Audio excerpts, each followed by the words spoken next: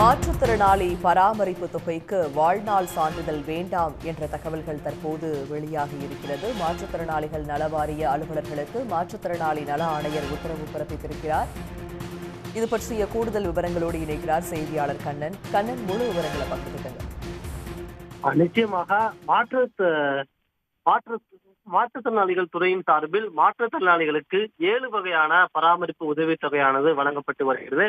அதன்படி பார்த்தோம் என்றால், மனவளர்ச்சி குன்றியவர்களுக்கான மாதாந்திர பராமரிப்பு உதவித்தொகை, கடுமையாக பாதிக்கப்பட்டவர்களுக்கான மாதாந்திர பராமரிப்பு உதவித்தொகை உள்ளிட்ட 7 வகையான உதவித்தொகையாக வழங்கப்பட்டு வருகிறது. இந்த உதவித்தொகை வழங்கப்படும் போது அவர்கள் வாழ்நாள் சான்றிதழ் வழங்க வேண்டும் என்று தொடர்ந்து தெரிவிக்கப்பட்டிருந்தது. இதன் காரணமாக அவர்களுக்கு பெரும் பாதிப்பு ஏற்பட்ட நிலையில், இந்நிலையில் இந்த வாழ்நாள் சான்றிதழை பெற வேண்டாம் என்று அனைத்து மாற்றுத்திறனாளிகள் நல அலுவலருக்கும் தமிழ்நாடு அரசு அறிவுறுத்தல் வழங்கியுள்ளது. உடனுக்குடன் செய்திகளை தெரிந்து கொள்ள சன் நியூஸ் பெல் ஐகானை கிளிக் பண்ணுங்க.